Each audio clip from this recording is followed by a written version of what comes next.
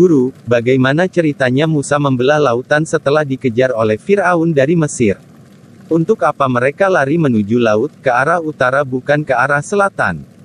Pertanyaanmu itu membutuhkan waktu dan kesabaran untuk menjawabnya. Apakah kamu ingat anak Yakub yang dilahirkan Rahel bernama Yusuf? Iya guru, masih ingat. Apakah berkaitan dengan Yakub dan Yusuf? Tentu saja, Yusuf adalah anak yang paling dikasihi Yakub, bahkan dibuatkan jubah yang khusus baginya. Ia sering mendapat mimpi dari Tuhan yang memperlihatkan tanda-tanda ajaib kepadanya. Karena tanda-tanda ajaib yang sering diceritakan itu membuat saudara-saudaranya cemburu dan benci, bahkan berencana untuk membunuhnya. Galak sekali saudara-saudaranya itu. Seperti itulah orang-orang yang hidup dengan kebencian dan rasa iri hati. Hingga hari ini pun masih banyak manusia yang iri atau cemburu bahkan ketika melihat fakta-fakta tentang kebenaran diperbuat oleh sesamanya. Kejadian apa yang dialami Yusuf dan saudara-saudaranya? Suatu ketika saat Yusuf diminta untuk menyusul saudaranya yang sedang menggembalakan ternak di padang. Ruben dan saudara-saudaranya merencanakan untuk membunuh Yusuf dan melemparkannya ke sumur yang kering. Saat itu lewatlah kafilah orang Ismail yang datang dari Gilead. Melihat orang tersebut, Yehuda berinisiatif menjual Yusuf kepada orang tersebut seharga 20 shikal perak, lalu Yusuf dibawa ke Mesir.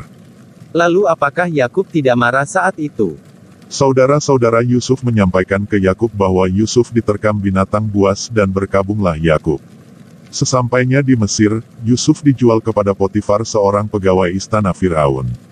Dia adalah kepala pengawal raja. Di Mesir, Yusuf mengabdi sebagai pekerja dan apapun yang ia kerjakan selalu berhasil dan akhirnya ia disukai oleh tuannya, bahkan ia diberi kuasa di dalam rumah tuannya untuk mengatur segala sesuatunya. Lalu apa yang Yusuf perbuat lagi selanjutnya? Suatu ketika istri tuannya tertarik kepada Yusuf dan memfitnahnya bahwa Yusuf hendak berbuat yang tidak baik kepadanya, dan akhirnya Yusuf ditangkap dan dimasukkan ke dalam penjara kerajaan. Selama di dalam penjara, Tuhan melindungi Yusuf dan ia pun sering bermimpi, bahkan orang-orang di dalam penjara menanyakan makna dari setiap mimpi mereka. Akhirnya Yusuf terkenal sebagai ahli tafsir mimpi. Suatu ketika Fir'aun bermimpi dan tidak ada satu orang pun yang dapat mengartikannya, kemudian memanggil Yusuf dan menceritakannya. Katanya, "Saya bermimpi berdiri di sungai Nil, dari sungai Nil keluar 7 ekor lembu yang gemuk dan memakan rumput di pinggir sungai, kemudian tampak juga 7 ekor lembu yang kurus keluar dari sungai Nil dan berdiri di samping lembu-lembu yang gemuk tadi. Lembu-lembu yang kurus itu lalu memakan ke-7 lembu yang gemuk. Malam berikutnya Fir'aun juga bermimpi tentang 7 bulir gandum yang gemuk dan 7 bulir gandum yang kurus. Gandum yang kurus juga menelan gandum yang gemuk dan membuat Fir'aun gelisah hatinya." Bagaimana penjelasan Yusuf terkait mimpi itu? Yusuf kemudian menjelaskan bahwa kedua mimpi itu sama, bahwa akan datang masa di mana 7 tahun kelimpahan di seluruh tanah Mesir dan 7 tahun kemudian akan timbul kelaparan. Mendengar hal itu, Fir'aun memberikan kekuasaan pada Yusuf dan memerintah atas seluruh Mesir untuk menyelamatkan bangsa Mesir dari kelaparan, dan juga dinikahkan dengan Asnat anak Potifar dan melahirkan 2 anak, yaitu Manasye dan Efraim. Hari demi hari dilalui kepemimpinan Yusuf sangat berhasil, terjadi kelimpahan selama 7 tahun dan ia sudah memerintahkan orang untuk mengumpulkan persiapan menghadapi 7 tahun kelaparan. Bagaimana keluarga mereka saat terjadi kelaparan? Pada saat kelaparan tiba di seluruh daerah, bahkan sampai di tempat kediaman Yakub dan anak-anaknya, mereka kelaparan, namun di Mesir mereka tetap berkecukupan karena sudah dipersiapkan atas perintah Yusuf. Mendengar hal itu, Yakub mengirim anak-anaknya ke Mesir untuk membeli gandum hingga 2 kali, namun anak-anaknya tersebut tidak menyadari bahwa yang berkuasa dan memerintah atas Mesir saat itu adalah Yusuf, saudaranya sendiri. Hingga terakhir Yakub pun ikut pindah bersama seluruh keluarganya ke Mesir, mereka berjumlah 70 orang. Yusuf memperkenalkan Yakub ayahnya ke Fir'aun dan diterima dengan baik, bahkan diberikan lahan di Goshen untuk menjaga ternak. Saat itu Yakub berumur 130 tahun. Selama masa kelaparan, orang-orang Mesir banyak yang menjual tanah bahkan dirinya kepada Yusuf untuk menghambakan dirinya pada Fir'aun hanya untuk bertahan hidup. Di saat Yakub sudah tua, ia lalu memanggil semua anak-anaknya dan cucunya, yaitu anak Yusuf, dan memberkatinya. Kemudian ia berpesan bahwa saat meninggal jasadnya harus dikuburkan di Makpelah kuburan leluhurnya Abraham di Kanaan. Setelah meninggal, Yusuf membawa jasad Yakub ke Makpelah untuk dikuburkan dan kemudian kembali lagi ke Mesir. Pada usia 110 tahun Yusuf pun meninggal di Mesir dan mayatnya dirempah-rempahi dan disimpan dalam peti. Oh, Yusuf juga meninggal dan dimasukkan dalam peti ya guru, aku kira sekarang aja ada orang yang meninggal dan dimasukkan di peti. Lalu bagaimana nasib keturunan Yakub di Mesir setelah Yakub dan Yusuf meninggal? Sejak perpindahan mereka ke Mesir mereka beranak cucu hingga menjadi banyak di Mesir. Namun setelah Yusuf meninggal dan telah beberapa kali berganti penguasa, muncullah penguasa baru yang tidak mengenal Yusuf, mereka pun mulai ditindas. Firaun penguasa baru bahkan memerintahkan untuk membunuh keturunan atau setiap anak laki-laki yang lahir dari keturunan Yakub atau bangsa Ibrani namun perempuan dibiarkan. Mereka membunuhnya dengan cara dibuang ke sungai Nil. Adapun seorang keturunan Lewi anak ketiga Yakub melahirkan laki-laki namun ia menyembunyikannya selama 3 bulan, kemudian ia membuat peti dari daun pandan kemudian memasukkannya dan diletakkan di sungai Nil. Saat itu seorang putri Firaun datang juga ke sungai Nil dan mendapati anak dalam peti pandan itu dan disuruhnya hambanya untuk mengambil dan membawa anak itu ke istana. Putri Firaun juga memerintahkan hambanya untuk mencarikan seorang penyusu, dan ternyata yang dipanggil adalah ibu bayi itu sendiri dan putri Firaun menyuruh untuk merawat bayi itu yang adalah Musa. Sungguh mereka tidak berperi kemanusiaan, mereka juga mungkin tidak belajar dengan sejarah yang benar sehingga bangsa yang telah menyelamatkan nenek moyangnya pun ditindas. Tidak hanya itu, setelah Yusuf dan saudara-saudara serta orang seangkatannya sudah meninggal semua, makin ditindaslah bangsa keturunan Yakub dan disuruh bekerja rodi mengerjakan pembuatan tanah liat dan batu bata. Meskipun semakin hari semakin ditindas, mereka semakin berkembang dan makin banyak karena kuasa Tuhan yang menyertai mereka namun mereka terus dipaksa untuk melemparkan setiap anak laki-laki yang lahir ke sungai Nil. Setelah Musa dewasa, ia mulai mendidik bangsa Ibrani secara perlahan untuk bersatu dan saling mengasihi. Karena ketahuan oleh Firaun, Musa pun melarikan diri ke Midian dan tinggal di rumah Rauhel dan menikahkannya dengan anaknya Rehueloh Zipora dan lahirlah Gersom.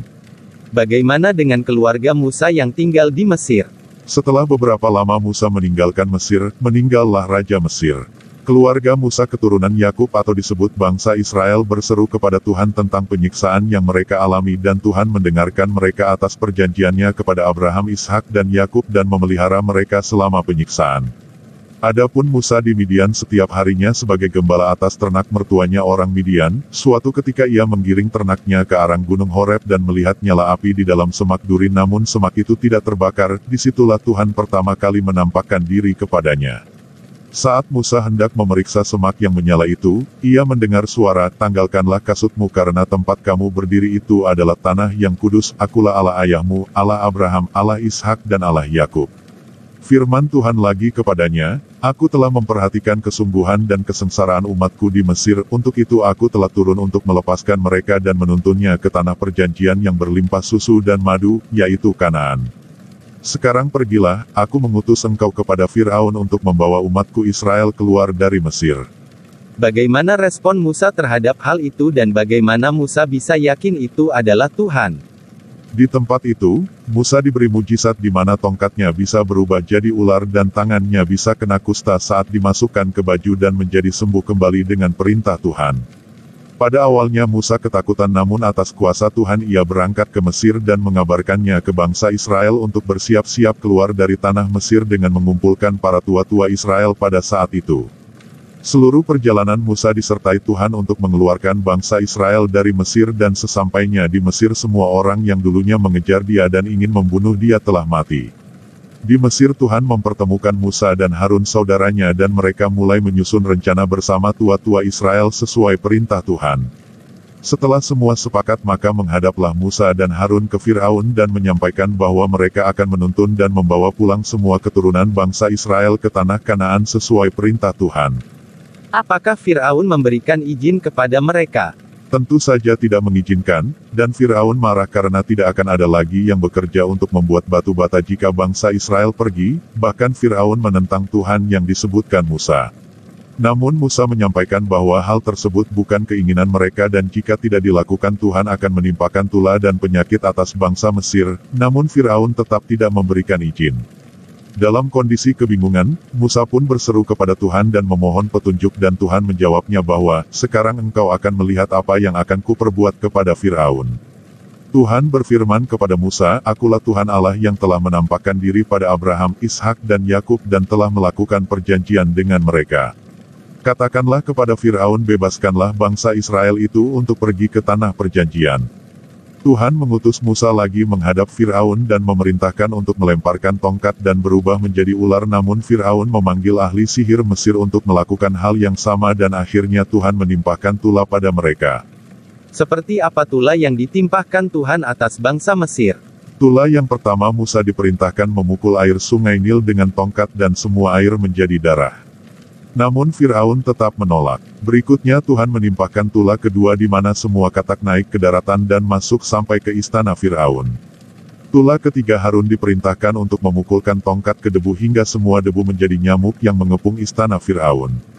Tula keempat, Tuhan mendatangkan banyak lalat dan mengepung seluruh istana Mesir. Tula kelima, Tuhan membuat semua ternak orang Mesir terkena penyakit sampar, namun tak seekor ternak orang Israel pun yang kena. Tula keenam, Tuhan memerintahkan Musa melemparkan bara ke udara yang membuat tubuh orang-orang dan hewan Mesir penuh dengan gelembung. Tula ketujuh, Tuhan menurunkan hujan es sehingga semua tanaman rusak dan mati di Mesir kecuali tanah Goisen, kediaman orang Israel. Tula kedelapan, Tuhan mendatangkan belalang dan menutupi seluruh permukaan tanah serta memakan semua tumbuhan. Tula kesembilan, Tuhan memerintahkan Musa mengulurkan tangannya ke langit dan terjadi gelap gulita selama 3 hari pada bangsa Mesir dan mereka tidak bisa saling melihat, namun pada bangsa Israel tetap ada terang. Semua tula itu tidak diperdulikan oleh Firaun. Dan akhirnya tula ke-10, Tuhan memberitahukan kepada Musa bahwa Firaun tidak akan mendengarkan apapun permintaan Musa, sehingga Tuhan akan mematikan semua anak sulung di Mesir. Pada tengah malam semua anak-anak sulung dan juga ternak yang sulung akan mati, namun tidak bagi anak-anak sulung orang Israel. Tuhan memerintahkan Musa untuk setiap keluarga bangsa Israel menyembelih domba pada petang dan meletakkan darahnya di setiap pintu rumah dan memasak dagingnya, namun harus sampai habis malam itu juga agar terhindar dari tula anak sulung. Proses memotong anak domba inilah awal dari Paskah. Lalu apa yang terjadi ketika malam tiba, Guru? Pas di waktu tengah malam Tuhan melewati seluruh rumah dan istana di Mesir dan semua anak sulung mati, namun Tuhan tidak menimpahkan kepada rumah yang sudah merayakan Paskah dengan tanda darah domba di setiap pintu. Karena anak sulung Firaun pun ikut mati, maka Firaun murka dan mengusir semua bangsa Israel untuk meninggalkan Mesir dan membawa semua harta bendanya. Bangsa Israel pun meninggalkan Mesir kira-kira berjumlah sekitar 600.000 orang. Luar biasa, begitu lama mereka di Mesir sehingga sudah begitu banyak saat hendak pulang ke Kanaan. Apakah Firaun membiarkan begitu saja mereka pergi? Setelah mereka jauh, Firaun masih marah dan mengerahkan tentaranya untuk mengejar bangsa Israel. Tuhan menuntun bangsa Israel berjalan melalui padang gurun menuju Laut Teberau. Bangsa Israel dalam perjalanan membawa tulang belulang Yusuf leluhurnya untuk dimakamkan di Kanaan. Ketika bangsa Israel sampai ke tepi Laut Teberau, mereka terdesak oleh kejaran Firaun dan bala tentaranya dan bangsa Israel sudah mulai bersungut-sungut. Namun Tuhan berfirman kepada Musa, angkatlah tongkatmu dan ulurkan tanganmu ke arah laut. Ketika Musa melakukan hal itu, laut terbelah menjadi 2 bagian dan menjadi kering di tengahnya sehingga bangsa Israel berjalan melewatinya. Melihat hal itu, Firaun masih tetap keras hatinya dan terus mengejar bangsa Israel ke lautan. Namun ketika bangsa Israel dan Musa sudah sampai ke seberang sementara bala tentara serta Firaun masih di tengah, Tuhan memerintahkan Musa untuk menurunkan tangannya. Seketika itu tertutuplah kembali laut dengan air sehingga Firaun binasa bersama bala tentaranya. Kemana Musa dan Harun menuntun bangsa Israel setelah melewati Laut Teberau? Tuhan memberikan ujian kepada bangsa Israel dengan menuntun mereka menuju ke Kanaan dekat kampung leluhurnya yaitu Abraham.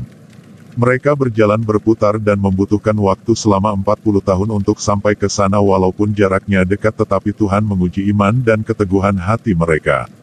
Bagaimana mereka bisa bertahan hidup selama 40 tahun di perjalanan? Tuhan menyertai mereka, bahkan kebutuhan makan minumnya Tuhan sediakan dari roti mana yang mereka bisa makan setiap hari. Artinya, Musa diperintahkan Tuhan membelah lautan untuk menuntun bangsa Israel menuju tanah Kanaan, ya? Betul. Ternyata Tuhan mau menuntun mereka kembali ke Kanaan karena ada perjanjian antara Abraham, Ishak dan Yakub sebelumnya. Sungguh Abraham, Ishak, Yakub, Yusuf, dan Musa adalah bangsa Israel umat pilihan Tuhan, karena memang dipilih maka diselamatkan bahkan dituntun jalannya keluar dari Mesir melewati Laut Tiberau sampai ke Kanaan. Amin, itulah kebenaran dan kehendak Tuhan.